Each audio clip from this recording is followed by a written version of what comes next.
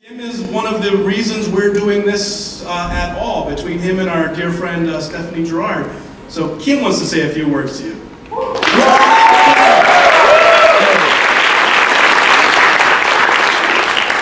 How many people have been here more than 4 times? All 7. Is this your 7th? Anybody? Oh, a few. Cool. So you're going to hear the same thing. But how many people are brand new, first time? That's great.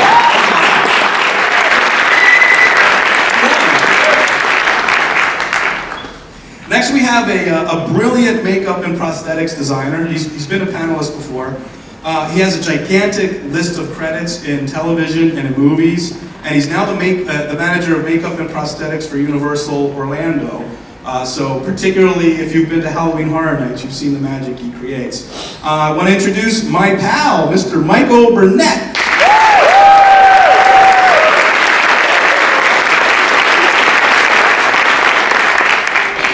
Next up is a man who makes sure that when we go to Disney parks, we all go, ooh, ah.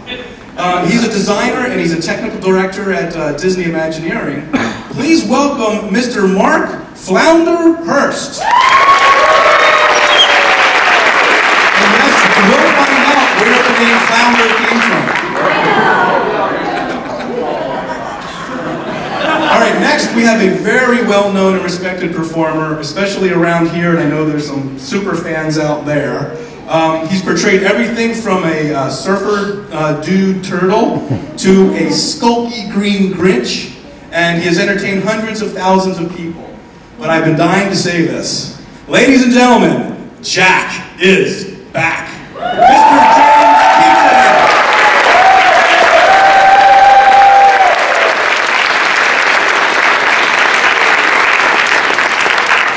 Another well-known performer who not only knows Jack very well as Chance, she's also appeared as many other characters and roles in theme parks and in other theatrical productions.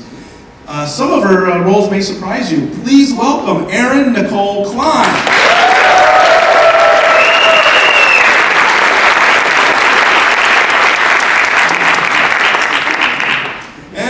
Finally, this guy is the Director of Entertainment Creative Development at Universal. He's one of my favorite people. He is behind the horrors and wonders and joy at Universal Entertainment. The talented, funny, brilliant, lovely Mr. Michael Aiello.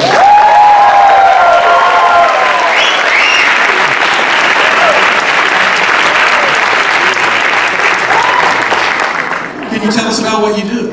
I spent the last 16 years as the Principal Technical Director for Walt Disney Entertainment here in Florida. And about a year ago, I moved over to Walt Disney Imagineering, helping with actually moving from development of stage shows and parades and spectaculars and events to moving to help develop rides and attractions. Okay, thank you, Flounder. James Keaton. Hi everybody, I'm James Keaton. Please tell us what you do. Well, I am a performer for Universal. I've been with Universal for, well, 1933. 24 years. So I started off as Bullwinkle.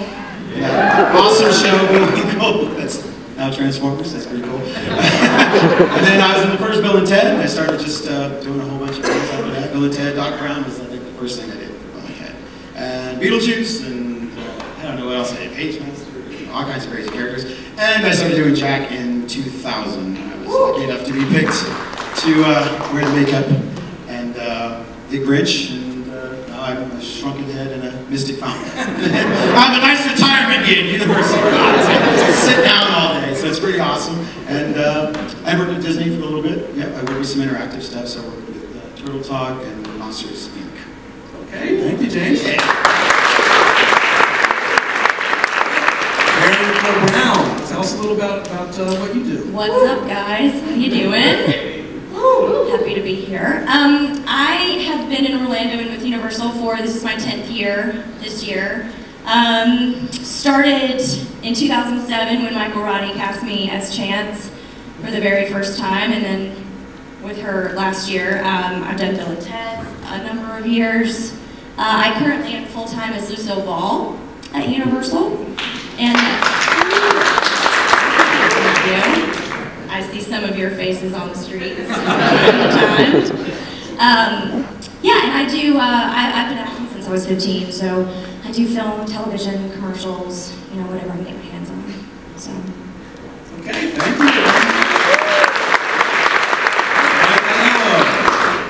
Hi everybody, my name is Mike Aiello. I'm Director of Creative Development for Universal Orlando, and I will be with Universal 20 years next week. 20 years, my boy. 20 years. I've been there 20 years.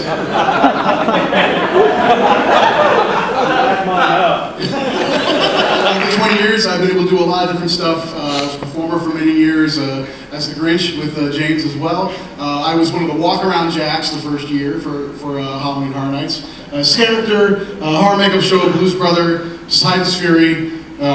Yeah, a lot of performing gigs. But around 2002, I transitioned as a writer for Universal Orlando, mainly helping Michael Roddy in 2002 write Bill and Ted's Excellent Hollywood Adventure. And that was kind of my gateway into the creative realm of entertainment.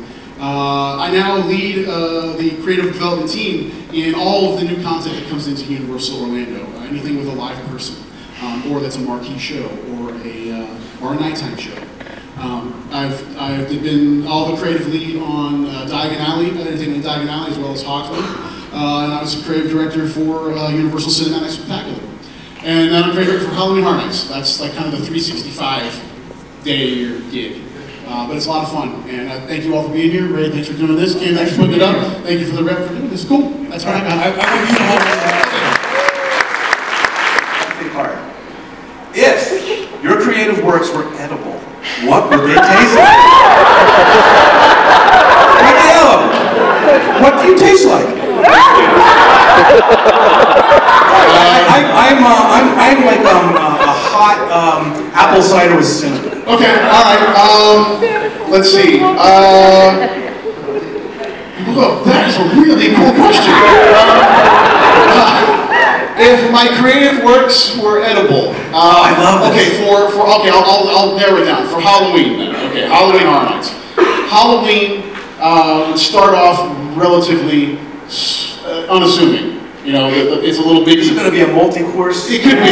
It's like the what is it? The Gobstopper. Everlasting Gobstopper. Oh, no, it's the violet. You're doing violet. Chewing gum. Yes, it's the chewing gum. That's what it is. So it's unassuming at first, and then it's like Tabasco hot sauce out of nowhere. It's probably like ice cream, so you weren't expecting it, and then it tastes like Tabasco, and you are a fan of Tabasco.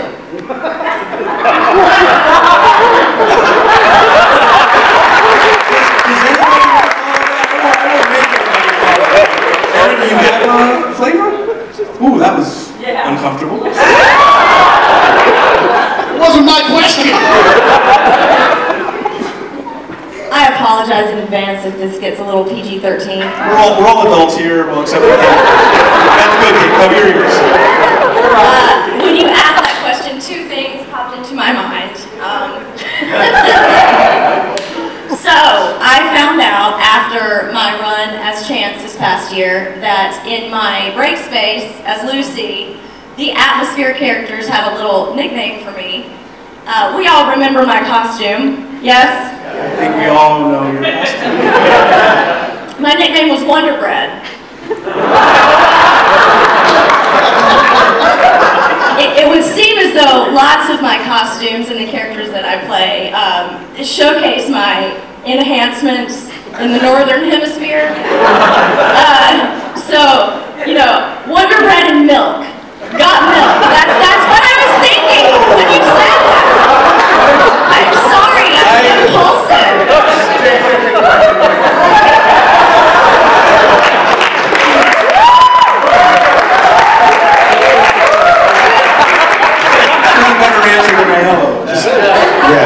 That's usually the case. It's going to be totally important. I would say vanilla. And the reason why I say vanilla is because with vanilla ice cream, you add stuff on top of it to enhance or change. And I think that's pretty much it. I'm the most vanilla person ever.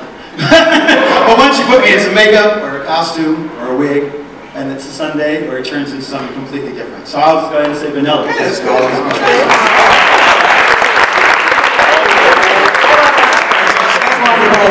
First, Flounder.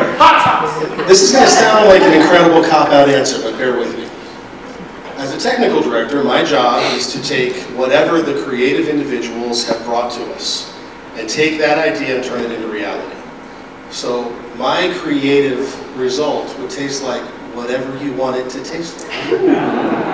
Or more specifically, like Mike, or Kim, or Mark, or any of the other folks that I work with. All right. I don't know, I mean, the first thing we say, everything that I do, the bulk of what I do, always involves some kind of rubber. So, hey now. I didn't think I'd take it down that far. Like silicone rubber, or foam rubber, or latex rubber. And so,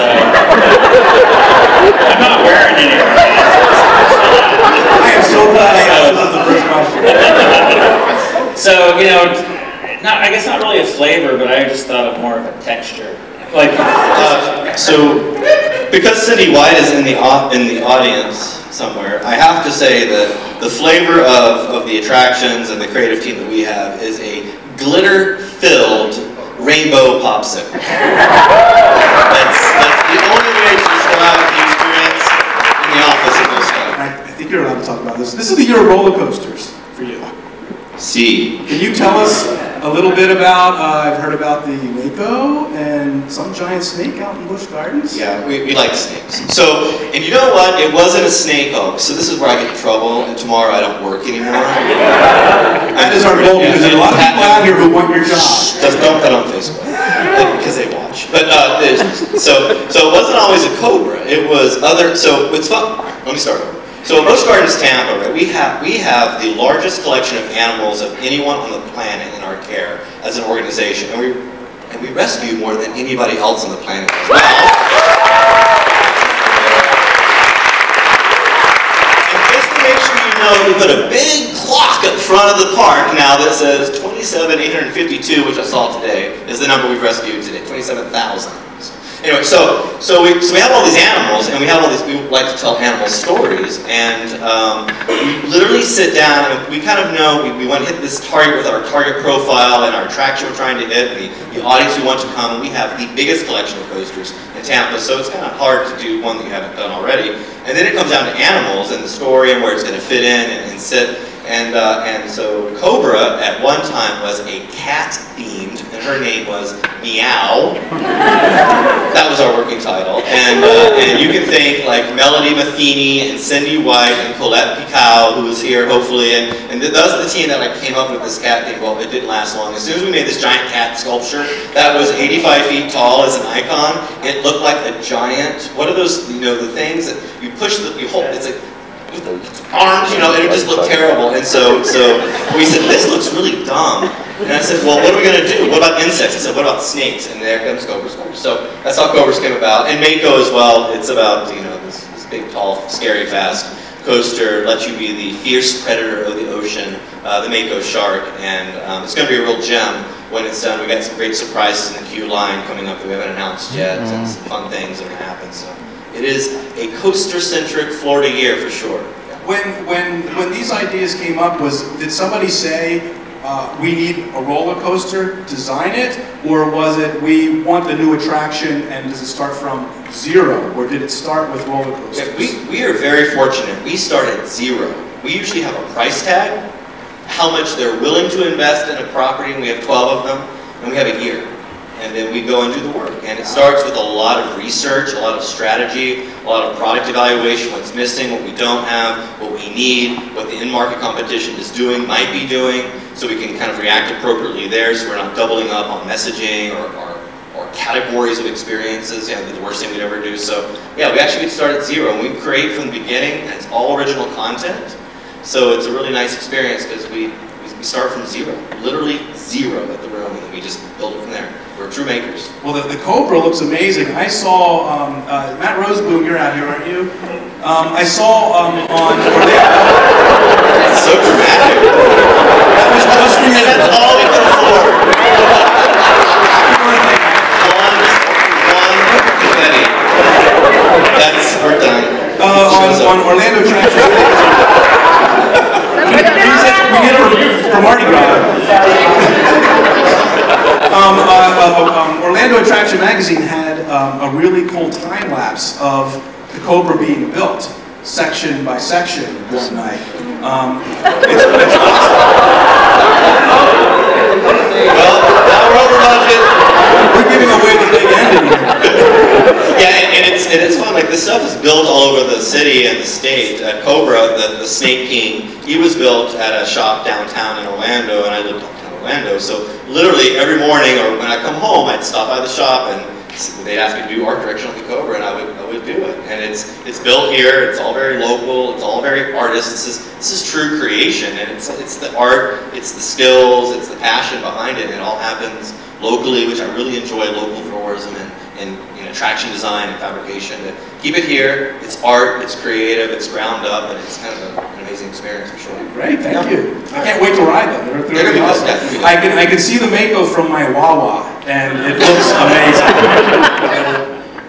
I think they afterwards did the monkey, did the Klingons. I was like the makeup guy at the time. I lucked out and happened to be the guy who loved to, hey, Hilbert, and Beetlejuice, by the way, Beetlejuice. So I was in Beetlejuice a lot. So I think working with the makeup department through Beetlejuice and with Roddy and Kim, I think they were just like, let's try the makeup. And I think Jim Udenberg started it, and they were like, oh, we'll get James, because James we do stuff on his face all the time.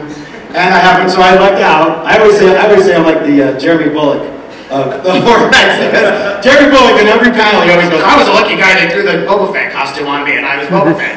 That's exactly how I did with Jack the Clown. There was no audition. I was just the lucky guy who, they threw the makeup on, they did some makeup tests, and I want to say another week later, we did those photos where you see me like with the curtains, the red curtains, those early photos. Those were all done in the Jack in the Box. Those were done in I want to say Publicity's office. They just pushed stuff aside and put a red drape, and we just took some pictures, and that was that. And then next thing I know, they threw me out in the street, and we did a little test in front of the public. Roddy shaking his head. We did a little test out the Just so you know, we have almost everybody who created that first Jack, including James Michael Roddy, who is up here. Yeah! The very first pieces of concept art of what Jack's makeup would look like. Kim Grummel used Roddy, and Kim's up here, you all know Kim. So he actually, Roddy was the model for Jack. So if you see the original artwork of Jack the Clown, it's no mistaking that it is Michael Roddy. And it's David Yu's hands. Oh, and then they did the test, and then I know I've told that story a couple of times where we went down to Orlando, so you've seen the photos of the park bench. That is one of my favorite photos ever. It's Jack the Clown sitting very lonely on a park bench at Lake Eola Park. Lake Eola. With some pigeons looking at him. Bought me some popcorn, I was feeding the pigeons. And this is before anybody knew what Jack the Clown was. I want to say that billboard was just a closed Jack in the Box, and it just said something's coming, or maybe I said anything. And so we were going to take you on the street, and at the same time I was doing this, I was delivering Jack in the Boxes to all the news outlets, but I wasn't allowed to say where I was from. And this is before Horror Nights was like the big deal that it is. So I went to some news, I remember channel, ABC, whatever the ABC affiliate. I went in there, and I kept getting turned away. I was like, hey, listen, I gotta deliver this box to your news director. And they're like, well, you can't go in there. And I was like, oh, okay. Well, I'll just wait right over here. So and then, people were kind of going in and out. And finally this guy came out, and there was this beautiful woman, like she was made up. She was going to be a news anchor, she was gorgeous. So she was like kind of sitting next to me, and she's just ready for an interview. I'm sure it was like the most important day of her life, to be a newscaster, a reporter. And she's sitting next to me, and I'm sitting there with my Jack in the Box. And it wasn't really quite bombastic at the time. I was still kind of, evil clown. And then finally, a guy opened the door for her. He called her name, Susan or whatever. She stood up, and then he held the door open, and he goes, "Hold on a second." And then he looked at me, like, "Oh, oh, he's talking to me, maybe the news director. So I walked up and I was like, hey, we're gonna have a little party in October, and I'm gonna give this to the news director. And I go, can I give it to him? And he just looked at me, no. How about I give you this little present, and you give it to the news director? So you're telling me I'm not going to be able to leave my present with the news director? Yes. So then I looked at the little Jack who's out of his box. I go, nobody wants you. Excuse my French. God damn it to hell! And then I ran and kicked the door open, and they have a fountain. And I jumped in the fountain and ran to the water. The man with the door open, I run to the water. 4 guys come bailing out of there to come get me, security. I jumped into the van, we got zooming off, and 4 guys are writing down the license plate number, and they never got their Jack in the Box. It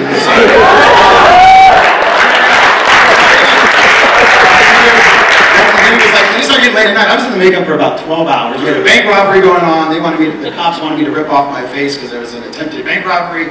And they found out I was with Horror Nights. And then the mayor, I threatened to see the mayor. I went to the county, I went to the city hall, I was like, hey, where's the mayor? I'm having a party. I started feeling like Jack was coming to Orlando. Like, hey, I gotta meet the important people because I'm so they were like, the mayor, roaming the streets of Orlando. I was just roaming the streets of Orlando. And then, looking for attention. Yeah, I was just walking around. I wish he was no attention because I really didn't have a grasp of the character. Also, he wasn't recognizable yet. So it really was kind of a weird feeling of like, how much can I go with this? Because I'm dressed up, but like I said, you run into cops, you think, I'm involved in some bank robbery, this and that. So I was kind of like, oh, damn, there's nobody here to protect me because it was like 4 PR girls, like way off. Like they're like 2 blocks away. So he's like, even when the cop was asking me for my ID, I was like, I left it in my other clown pants. I was like looking at them like, and the cop's like, take off the mask. I go, I can't take off the mask. I go, I'm not messing with you. Like, you got real serious. I go, but you guys get over here and tell them that it was Universal. And they would tell them little by little. And actually, that news affiliate, when they tracked the license plate, because they took all the stuff that's at Universal on it. So you'd never know this van was from Universal. So I just jumped into a white van, it's crazy. And so, I remember they went like, so when they found out it was Universal, they got an earful from them too. I just was freaking everybody out. And same with Channel 13, they were done for the night. So I went to, so this is like pitch black, Channel 13 News downtown. They're like, what's the last Jack in the Box we gotta get? Okay. And no one's there at the door, so I go to the little door and it's like, you know, like the little security cam. So you just see this clown. I had the box, I sat down, I remember looking at the camera, and I just went. And I took off. And again, needless to say, the cops were called, and they're like, so towards the end of the night, but then towards the end of the night, then people started getting drunk, and then I started getting like, hey, I hate clowns, I can't get around. Oh, no. And again, I had 2 PR girls that protect me, so I was like, girls, I think it's time we need to wrap this up, because I'm going to get beaten up. But yeah, we did that, and we were downtown with the Swans, and... oh yeah, I've seen the Swan photo. The Swan boat, Jack the Clown, again, all by himself, in the middle of Lake Eola. I was Swan boat. I was with some homeless guys. We cleaned windows. On Church Street. And then we even went to the Florida Mall one time. And we went to Florida Mall, and we kind of walked in. And again, I can't really raise a ruckus because I'm not at Universal. Universal, I get whatever I want because I'm in my environment. So when I'm always a guest, it's really bizarre to find that balance. And so, again, we went there, and I went to Victoria's Secret. And I just kept asking them because I was looking to get some lingerie for my girlfriend who was the bearded lady at the time. So I was just, and they were just freaking out, and then mall security came in through, again, I got thrown out everywhere. So that was the beginning, and then we did a thing for Universal that they recorded out in the theme park. And then we filmed the commercial in a photo booth in Old Amityville. Yeah, I know. So, and then that started, you know, obviously some there. So my voice started off originally sort of Joker doing Jack Palance. So it was kind of like an offshoot of the Joker. It was like a weird DNA. So he kind of had the breathing. So he had heavy breath. And also the teeth at the time, which this year the teeth were fantastic, so I didn't have to do that. But they were these hard acrylics. And I had to slurp to swallow. So it all kind of became part of the character. You know, and so it was very breathy at the time. And it was sort of that Jack Palance, you, my friend, are gonna go. And so it kind of had that Jack Palance kind of thing. And little as it changed to Carnage and stuff, it's kind of become just my voice in some ways. I don't try to do a lot of breathing anymore. I don't do any of that stuff. I just kind of place it in a certain place. Occasionally, like a lot of times, she'll tell you this. Usually, I use that because I'm trying to think what I'm going to say. It's like what am I going to say without getting fired, or who am I going to be upset? Or who am I going to say? Come on down in Horror Night. That's usually the creative thing I come up with. Because usually they ask me some question like, so, I can't say this, I can't say that, I can't say this. Well, do you find, are you censoring yourself a lot? Do you almost say something and then go, ooh, I do, but I realize when you have all that stuff, you get a little bit over you can't go super over the line, but you can definitely put your toe over the line. Because if you're just like that and you do an insult. I mean, if you saw the show, I was ripping on some people here and there, and I just knew they knew, like, you know, this is all part of the fun. Well, I've heard that you were also, as they say in Disney, very close friends with Crush the Turtle. Crush. Turtle Talk. Totally different. Have you ever been tempted just to break into Jack? I think she knows because I'm like a very, like, once my mind is in the track, I'm like, once I'm in the zone, I'm like, no, this is Crush, and I'm happy. Well, that's good news for Disney. Yeah. And the children. But it happens with Jack and everything else. It's like, I know, like, because there's easy things to do, like this Beetlejuice and Jack or Grinch, and I try to go like, well, we kind of bumped into that this year with that, because we want to do some pop culture stuff in the show originally, and then we were told automatically that kind of, and it was great because it didn't turn into, he wasn't Beetlejuice, he wasn't like, it was like a different vibe, and we weren't competing with the pop culture show, which is Bill and Ted. That's Bill and Ted. We had to have our own identity. And because even at the blender, I think one of the first rehearsals, I was like, oh, the blender. How about if I go, watch me win, watch me curate, watch me win.